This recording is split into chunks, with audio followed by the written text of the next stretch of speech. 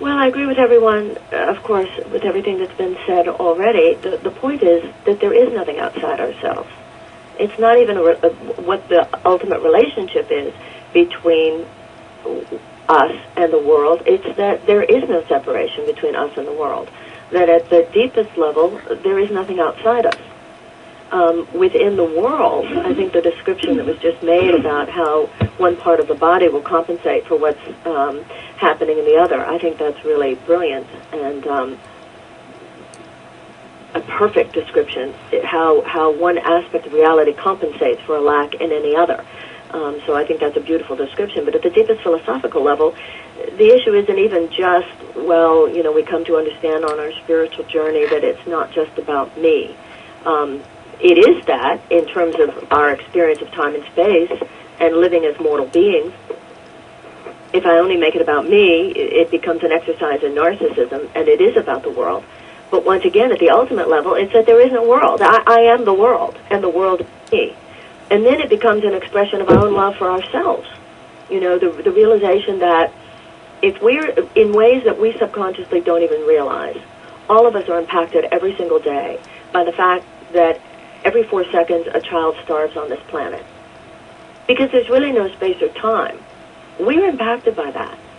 It's happening within us, and the cries and the moans and the grief of the mother, we feel, we just don't know. And so I think many of us are embracing the vision of what the world could be like if all children were laughing and there was no unnecessary suffering. And so we're not just doing that because we want those who suffer to no longer suffer. We're doing that because we know that we ourselves can't even touch the bliss of what's possible on the planet as long as other sentient beings suffer unnecessarily, and we can do something about it. Oh, that's marvelous. I can only imagine if we were to apply that macro concept into the world around us and really live as our nuclear families, as our communities, as our countries in that means, in that way. To apply that into the social media, to apply that into our foreign policy would transform the world. And I'm moved by that idea of creating a world that really lives on the basis that sustaining others is the same responsibility as sustaining myself.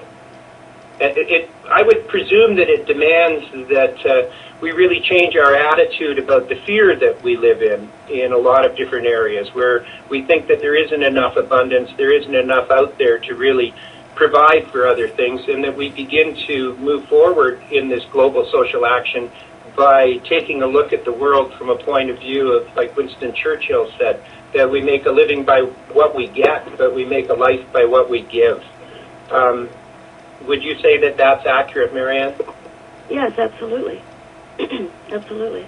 And all these things that all of us are saying are just the kind of the kaleidoscope of wisdom that emerges from that realization. Because on the mortal plane, if I withhold something from anyone, I'm withholding from myself. And if I give anything to anyone, I'm giving to myself.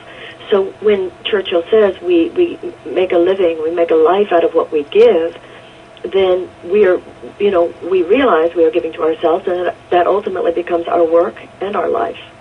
And I think for everybody on this call, there is this idea that the work we do in the world is just our expression. It's our creative expression. And I think that's what everybody wants, and we're all fortunate enough to get to live that.